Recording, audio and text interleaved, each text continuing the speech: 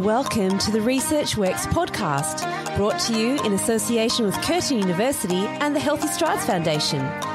Your hosts are Dr. Dana Poole and Dr. Ashley Thornton, and together we will interview world-leading researchers in the area of child health to support your practice in being more evidence-based.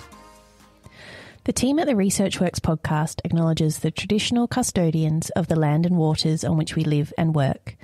We pay our respects to all First Nations peoples, elders past and present, and would like to acknowledge the traditional custodians of the land on which we record this podcast each week, the Whadjuk people of the Noongar Nation. We recognise their continued connection to this beautiful budja we call home.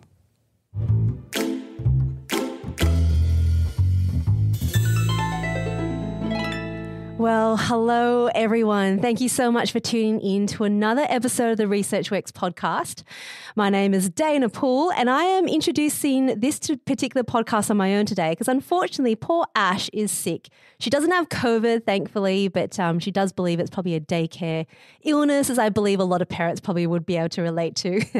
So today it's just me, but that doesn't mean it's boring, okay? So just because it's me, we actually have two very incredible guests. I'm so excited to introduce them to you all. They're all the way from over east in Sydney and in Queensland, or Brisbane, I should say.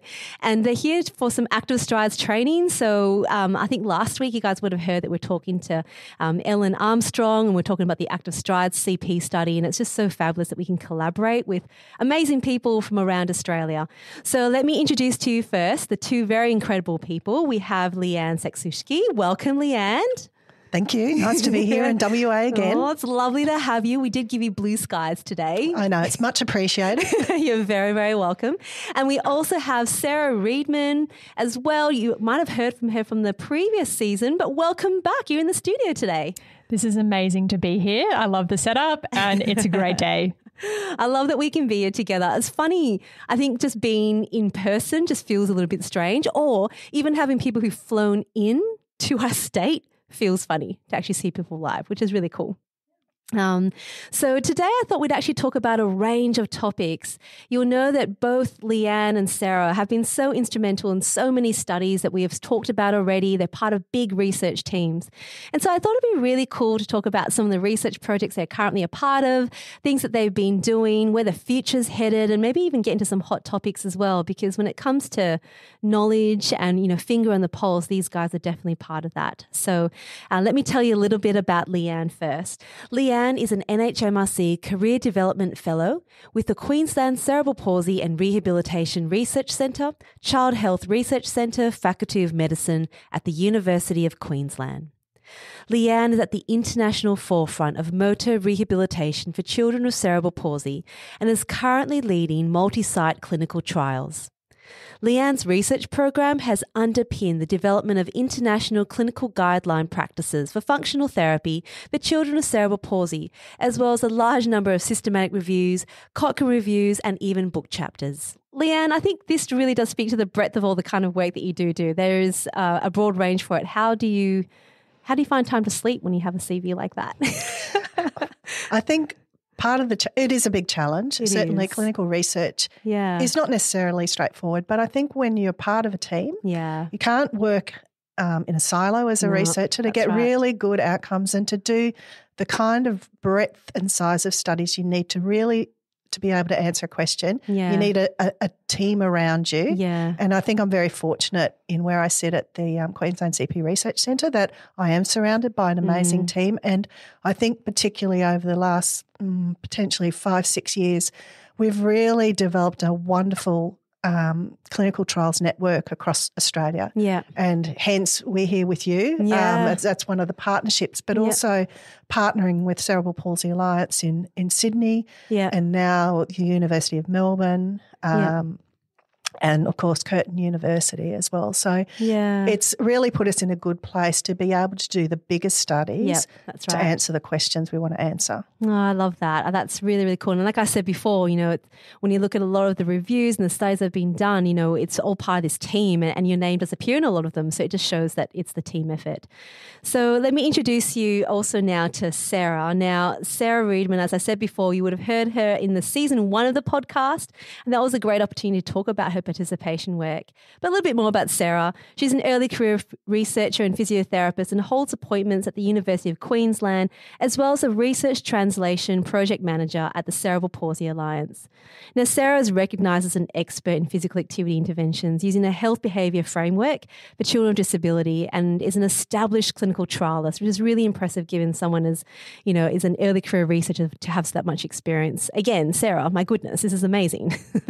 I have to echo Leanne's comments, really. Just it's about the team. It is. It really is. And I think the more we can understand that, research, when we interview people, we're interviewing one person that represents a whole team, like you're never on your own. And you actually don't want to do this on your own. It's actually not much fun. Now, before we get into all the topics we want to talk about today, we always start with an icebreaker. And yes, this is always Ash's domain. So she has sent in a question because she's still very much involved in it. So here's the question. What current fact about your life would most impress your 5-year-old self?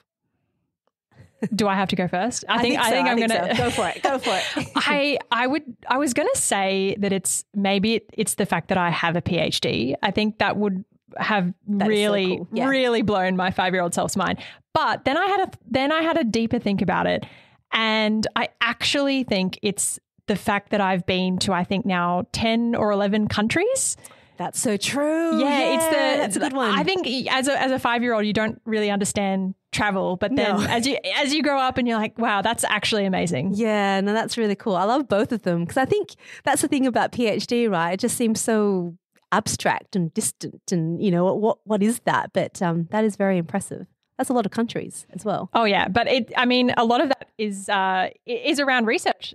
Yeah, it is. It is really cool. And there's the opportunities that research provides for that. That's really cool. All right, Leanne, that's given you a bit of a moment to think about that one. Well, it has. And I agree with Sarah, although I say my 5-year-old self would have no idea what a PhD would have stood for in the first place. That's true. But I think one of the things from a personal perspective, my 5-year-old self was a very shy, very quiet person. Yeah. And I think having a research career and a clinical career before research as well, learning those skills of being a bit more outgoing and a bit more confident. Yeah. And I think that's part of that research journey is you start developing these skills and you build up a certain expertise. And I don't think, my 5-year-old self would have thought that I could get up in front of 1,000 people and speak. True. That's amazing. So, I think that's a personal growth. Yeah. No, that's sort really of cool. Perspective. And I love that as well because when you first start your research career, you don't quite realize how much talking about it you need to do. And I mean, that's what we're doing here right now, but you'll never have imagined that you have to translate all of that. You don't sit there at your desk by yourself. That's not research. You have to talk to people about it. So that's cool. Look, mine isn't anywhere near as profound as any of that. I actually thought about this one experience. It's almost like a distant memory now, but when I was 5 years old, I thought I would do the smartest thing and go to my mum's cupboard and look for chocolate. And I didn't realize there was a difference between cooking chocolate and normal chocolate that I would eat, which was apparently, milk chocolate. So I remember going in there, stealing this chocolate and stuffing it into my mouth, thinking this would be amazing just to spit it out the next moment. And now I realize that I actually love dark chocolate. So I think if I went back to my 5-year-old self and say, hang on a minute, he would have loved it. Dark chocolate's the best. But at the time, I think I was, it probably served me right to steal chocolate from my mum's cupboard. So that's probably my impressive thing for my 5-year-old self.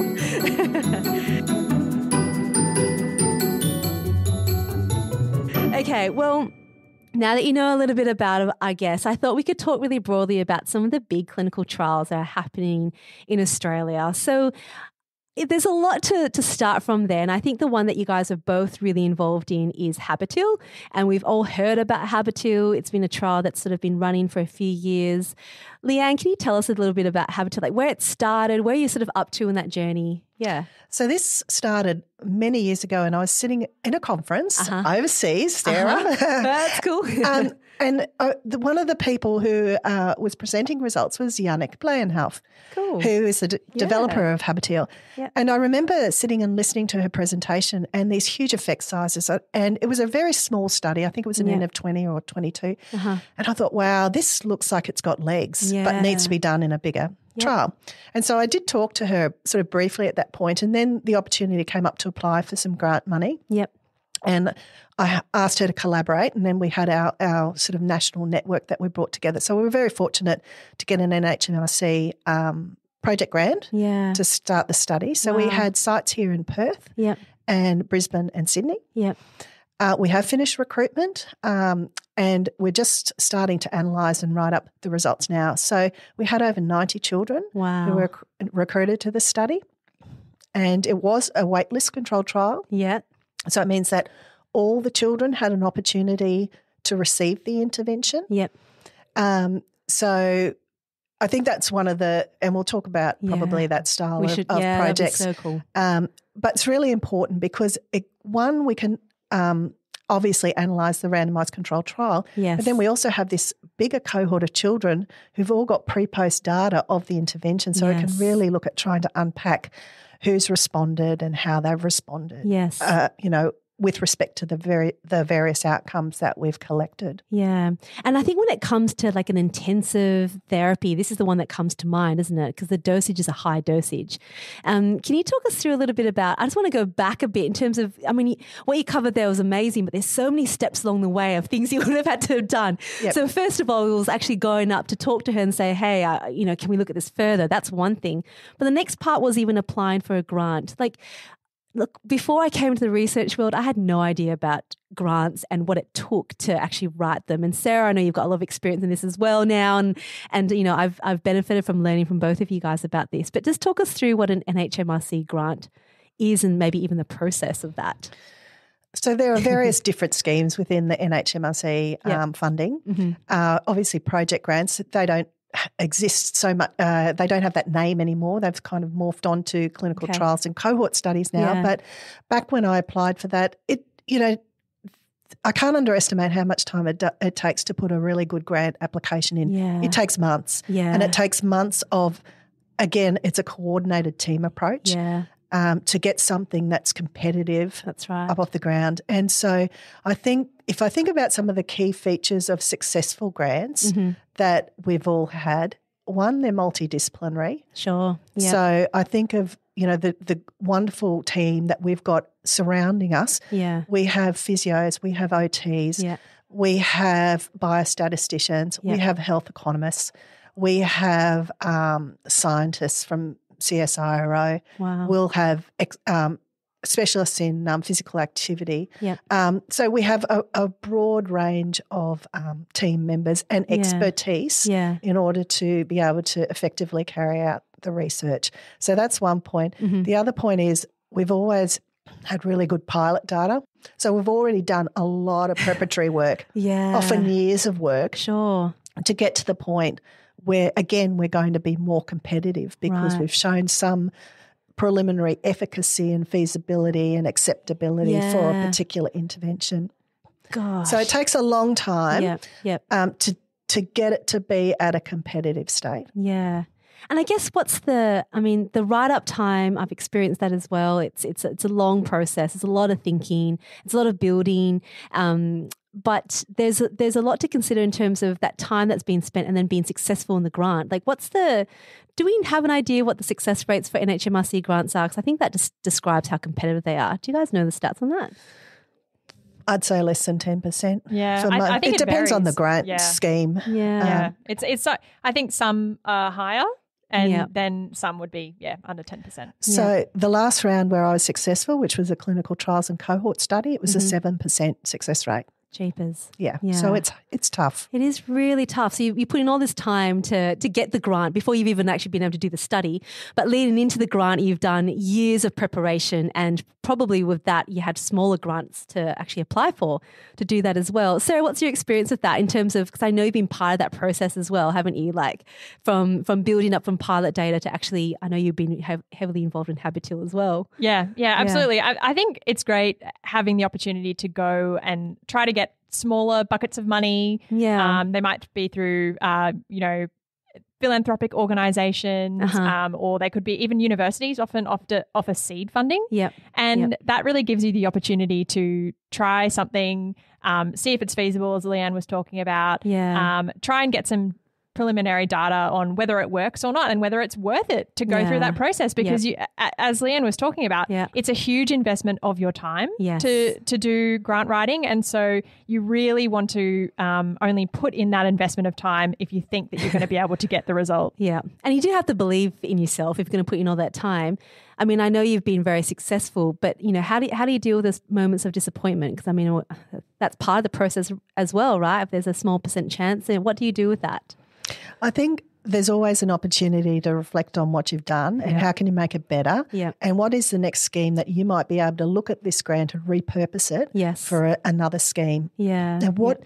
You know, looking at the scores, because you get scores often about how your grant has fared, and you know, it depends on how the various aspects that are scored and the weighting that's applied to each of the areas. But you can look and think, okay, you know, they didn't rate the team high, you know, as highly as what it could have been. Let's look at this section and rework it and see what else we need to do. There's a lot of strategy involved with it, isn't there? I think that's really worthwhile, just sort of pulling out. So when we talk about these studies, you know, they take a long time to build up into, but there's so much time needed to develop it. Now let's talk a little bit about, before we go into sort of more about HABIT-ILE, I'm really interested in the study design, because I know that that's a study design that that has been adopted a lot by the team, and I know we're doing that at the moment as well. So talk me through what a waitlist randomized controlled trial is.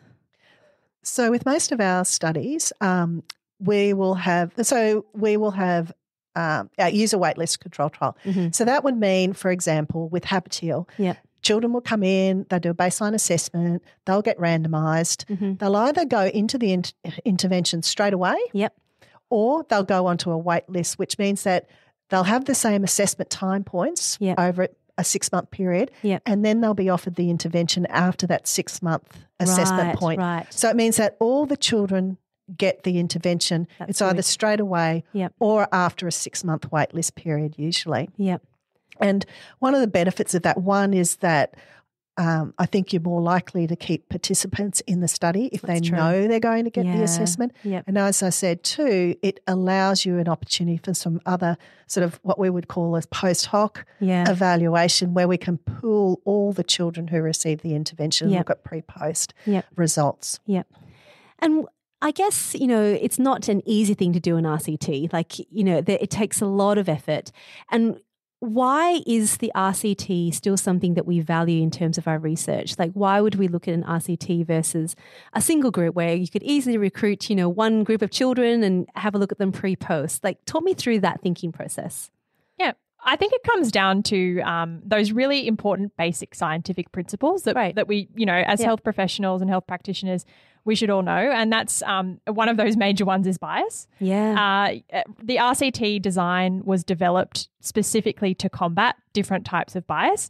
And also within an RCT, there are even different types of RCT.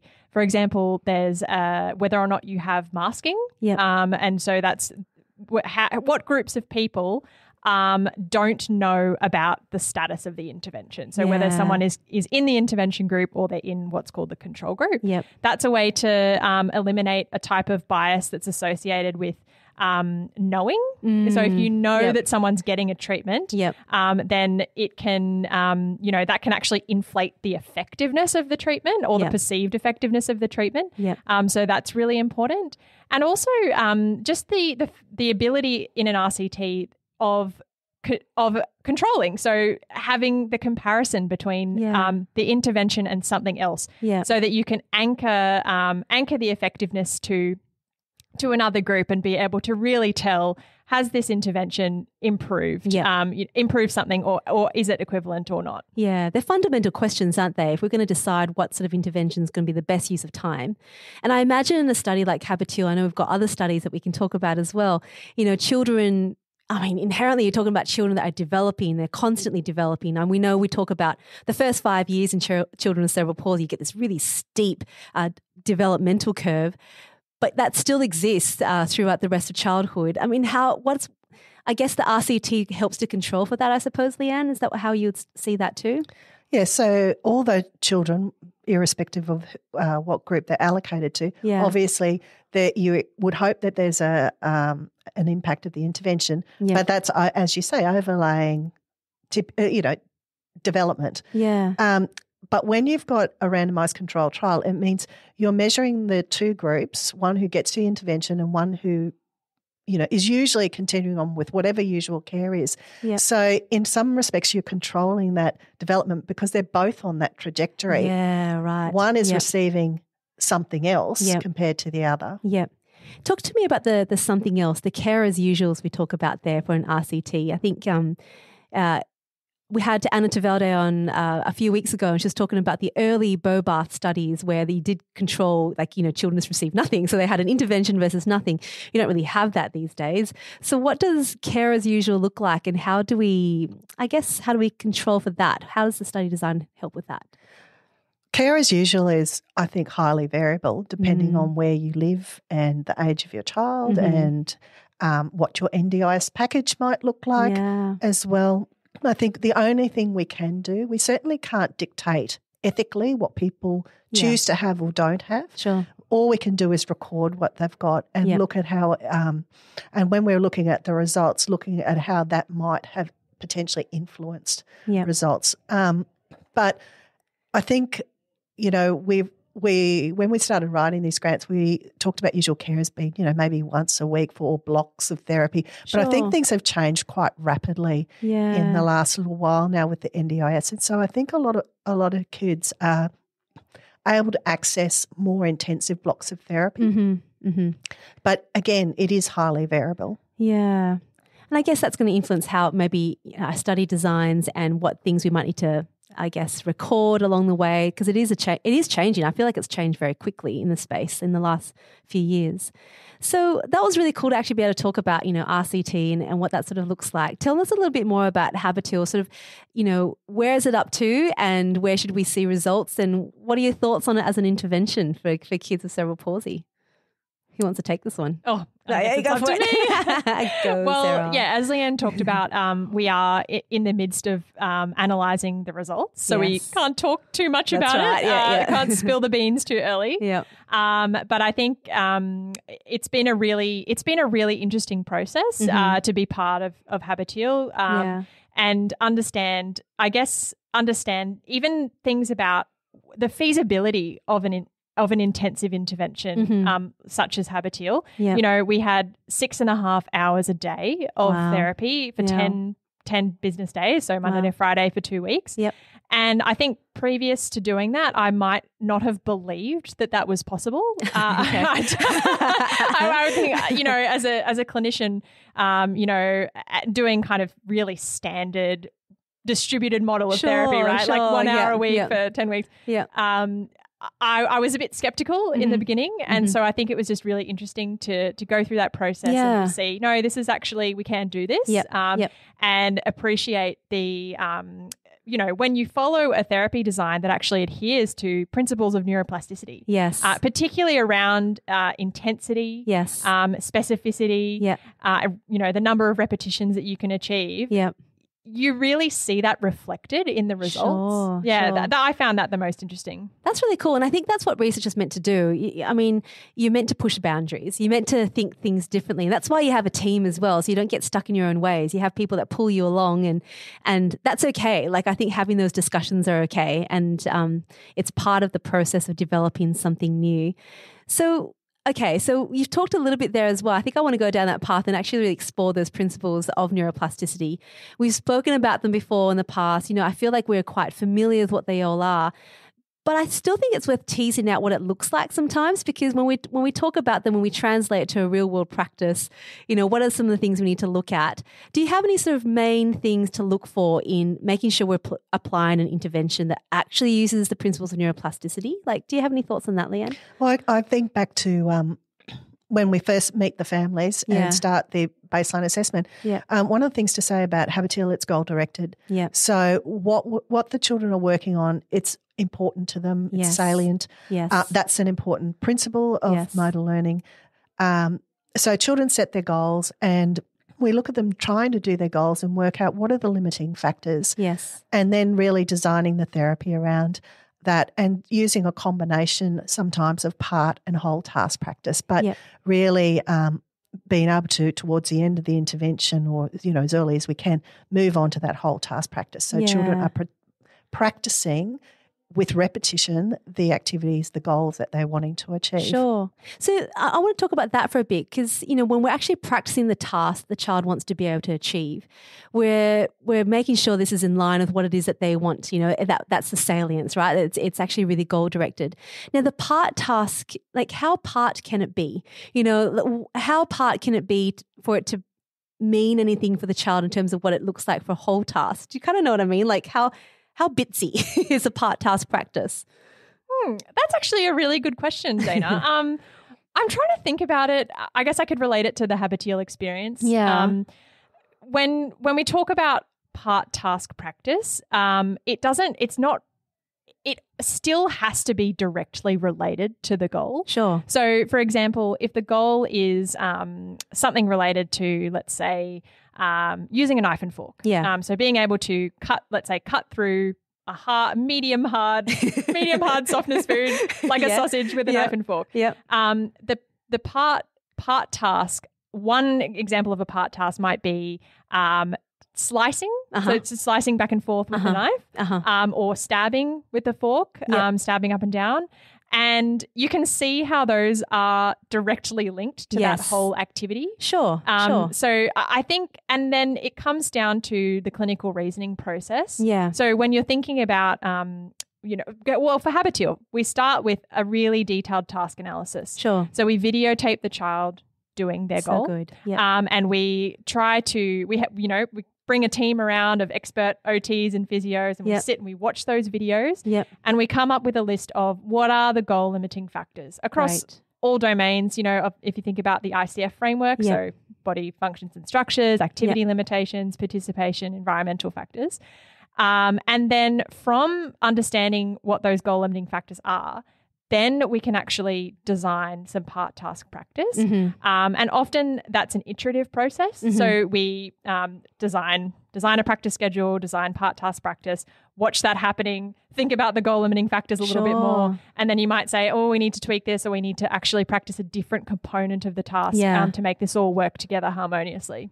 So, I mean, even how you describe that there, it relies so much on clinical reasoning. It's not, that's the part of individualization. And, you often hear sometimes people are talking about interventions and whether they fit that particular child and how does it generalize. Well, by having this kind of approach, you're constantly evaluating what that part task practice is.